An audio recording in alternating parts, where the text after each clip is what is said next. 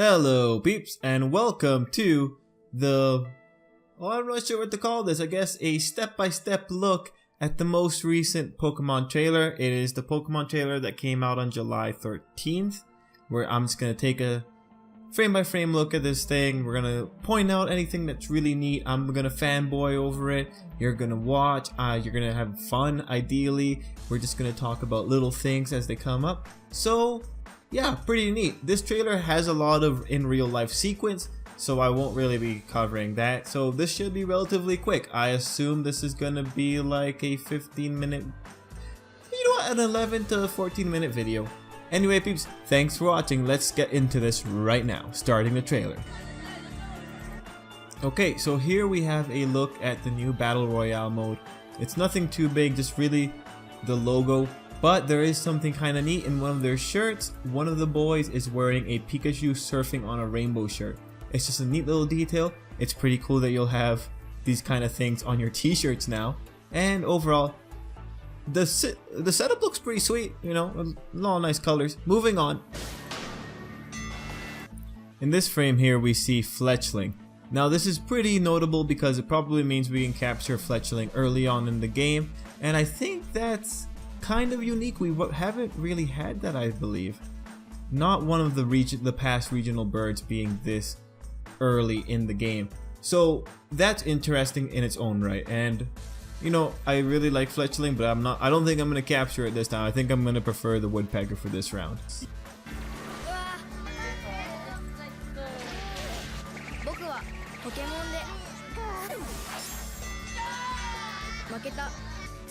Okay, stopping it here. In this little screen we can see the look at the menu, it looks like, or maybe even just what the bottom screen is going to default to, or one of the options it will default to. And if you look at the top screen, we can probably see what the thing on the right looks like. It might be a sign or a tree. It's kind of hard to make out from this particular angle. And the thing on the left, if you look into the far left, above it, yes, you will see probably a house. But it also looks like there is a little field of grass right over there. So pretty neat so far, nothing too mind-blowing. Stopping here, there is something odd right at the top of the screen. It's colored yellow and then there seems to be, is that a flower patch? It's blue, red, and green. I'm sorry peeps, I couldn't get it closer into focus. It was actually kind of rough with all the movement. But it's pretty interesting. On the right, there looks to be what seems to be water? Huh. No, this geographical formation here is pretty tough to actually tell what's going on. But yeah, there's that. There seems to be a trainer up there as well. I'm actually really curious as to what this yellow thing might be. It kind of reminds me of the trees in Pokemon Diamond and Pearl that you could slather honey on. So that'll be interesting to see if that is actually what it is. Okay, stopping here, this little sequence confirms that Eevee will once again be capturable in the wild following Pokemon X and Y and Omega Ruby and Alpha Sapphire. So that's pretty neat. This actually does bring up questions whether or not Eevee's going to be getting an Eeveelution. I think I'll cover that idea in a whole separate video, but it is nice to see that Eevee is here and hopefully he'll be an early capture.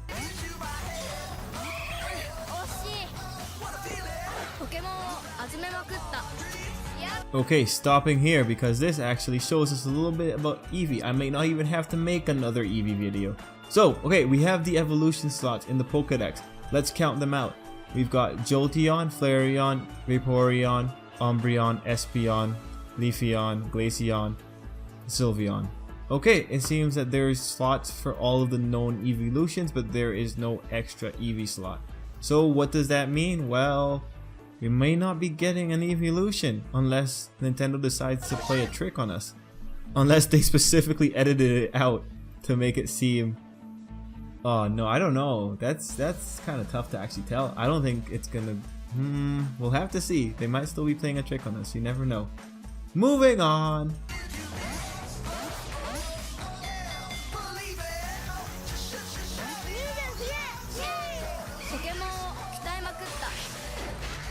Okay, I'm stopping here just to take a look at the background. I mean, look at that. There's waterfalls and everything. It's really pretty. I'm actually really happy about these new backdrops that we have in this Pokemon game.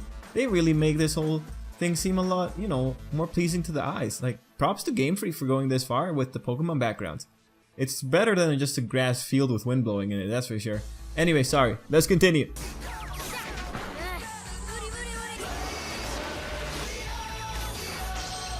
Okay, I just want to comment on this frame because, you know, before I saw the whole thing with the Eevee slots, I really thought, oh my god, they're going to show off a new Eeveelution here.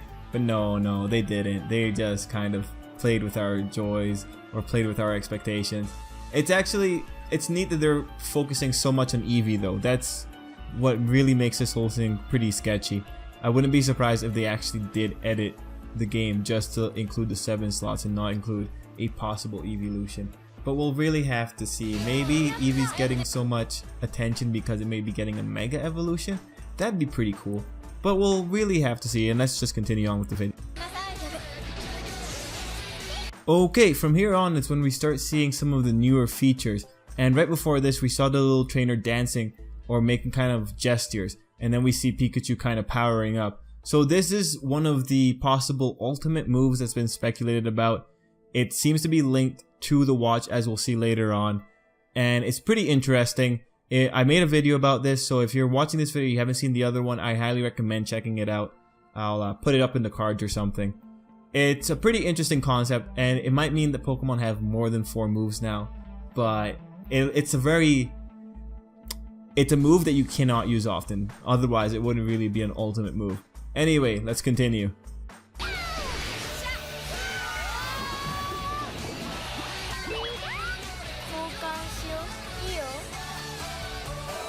Okay, this one is just highlighting one of the trades. It's really important because this is the first time that we see Mimikyu in the actual video game format, and it's being traded for Pancham. So that's pretty nice. I actually really like seeing Mimikyu in game. It looks more legit. It looks like it's a more believable thing. And you know what? I think I'll make a video about Mimikyu later. I think it's a really interesting Pokemon. Everything about it, it's very interesting. But yeah, let's move on.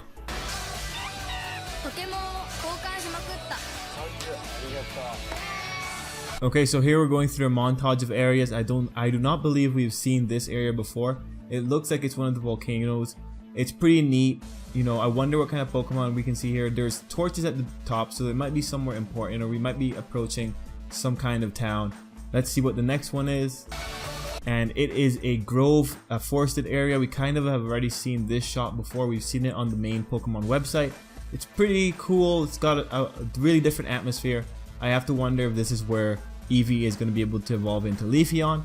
You know, overall the scenery in the new Pokemon games for sure has taken just a massive step forward.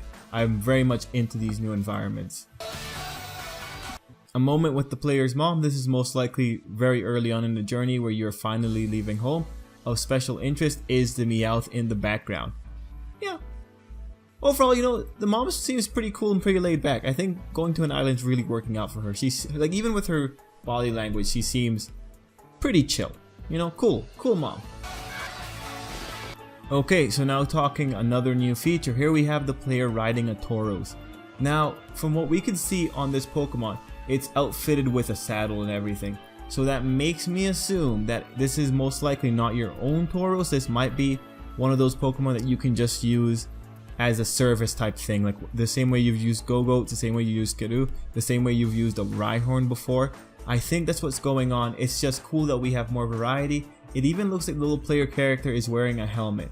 But overall, he looks super well decked out. It looks like it's a really legit thing actually riding that Tauros. And there's a few more Pokemon coming up right after this. Oh, one thing of interest here is that we actually see more trainers. So the big question is, are they going to stop you when you are charging through with a Tauros? Are they going to stop you telling, hey, wait, you know, let's battle? Or, you know, get gouged by a Tauros? Pretty interesting. And we see a little bit of the area. You're going to about to cross a bridge. I wonder where this is. There seems to be even more off to the right.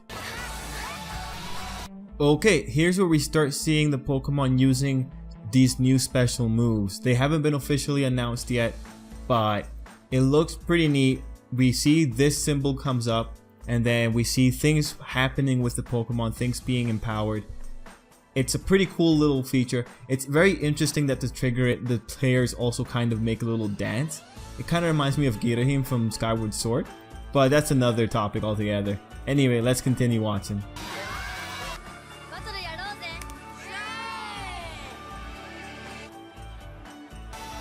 Okay, stopping it here because this shot just kind of inspires a feeling of adventure. It's the two boys, you and your rival or friend, and looks like you're probably crossing islands, and it's pretty neat to see it's in a catamaran.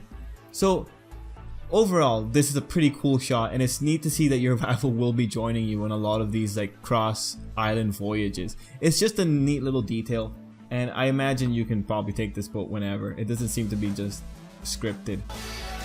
Here we have another riding Pokemon. This time we went through Stoutland and now we're at Lapras. Again, because of how decked out this Lapras looks, I really don't think this is the player's Lapras. No way, man. This is just a service Pokemon. It's being, you know, someone's telling you, yeah, you can use it to cross whatever you want to cross. This might be before you even have Surf is why they are giving you a service Pokemon like this. So still, it's a pretty interesting shot. There's a lot of things going on. There's waterfalls off in the background. I wonder if you can reach that. It looks like there's someone up there and there's tall grass, and it seems like you can go through this area. Man, this region is very hilly. It's very craggy.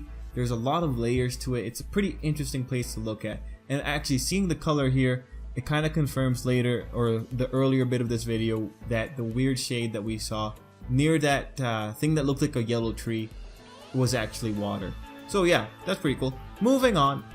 And now you're riding a Sharpedo. So actually this is a pretty cool sequence. It's kind of like you're riding a jet ski. What's really interesting as well is that the player does change his outfit in regards to these Pokemon that he's riding. Because now we see him here. He's wearing some kind of helmet. It does look like he's wearing a bathing suit. So overall, it just looks like this is a fun activity that you could do. And it's just neat to see a Sharpedo integrated this well into a service. Because Sharpedo's a pretty brutal Pokemon, and you wouldn't expect it to be so kind to have a kid ride around it.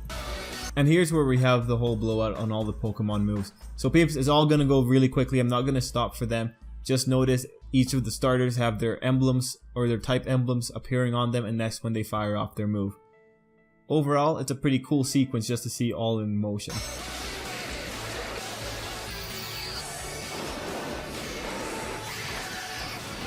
So I'll just stop it here while having an awesome shot of Solgaleo. So what was really interesting in that little sequence was seeing the players actually making movement and kind of dancing as they did it. Because that seems to give, it seems to be like some kind of tradition, it seems to be some kind of ceremony to actually empower their Pokemon. And actually seeing the Pokemon just activate was also pretty neat. Overall, I'm very excited to see where that feature is going and to get like the proper name for it. We're probably going to get it within 2 days because that's usually how it works. But it's going to be really interesting. Okay, so that's pretty much the end of the video. There were some neat things that we could pull out from there. Overall, a lot of things were just catching these little details that were in the video. Nothing too incredible. Maybe the Eeveelution thing might be a downer for some people because it's a pretty big stake or nail in the coffin that Eevee might not be getting an evolution this time around. Otherwise, you know, it's a very hype-worthy trailer. Between riding all those Pokemon, between the giant thing about Pokemon might be having a new move, the ultimate move, it's pretty cool stuff. I do want to point out a lot of the in real life sequences seem to mirror some of the things that were going on in the video game. Like when the kids jumped into the river, they were kind of doing the hand movements that the player characters were. So there were other sequences in the game, in real life there that make you wonder. There was a ziplining sequence, so I'm wondering, is that going to be present in the game? There was a bike riding sequence. We know that bike riding is a thing in Pokemon. There was a fireworks sequence, so is there going to be a fireworks event in the game? So those are the kind of questions that the in real life portion of the trailer kind of brings up. But actually, when you look through it, the in real life portion takes up quite a bit of this particular trailer. So I'm actually really interested to know, why is Nintendo pushing for it so hard, or is this just the marketing team just saying, yeah, let's do it this way, kids will love it, it's all about new adventures, new horizons. Overall, I'm pretty excited. The music they chose for it was pretty nice too. Peeps, let me know what you think. I stopped the video at all the important frames. If you noticed anything that I didn't, please feel free to mention it down below. I was really excited about this, that's why I kind of wanted to do it a frame by frame. And yeah, well, there's things there that's worth actually talking about, but a lot of it is also the special moves that are happening on screen. and I've already made another video about that. Check it out if you want.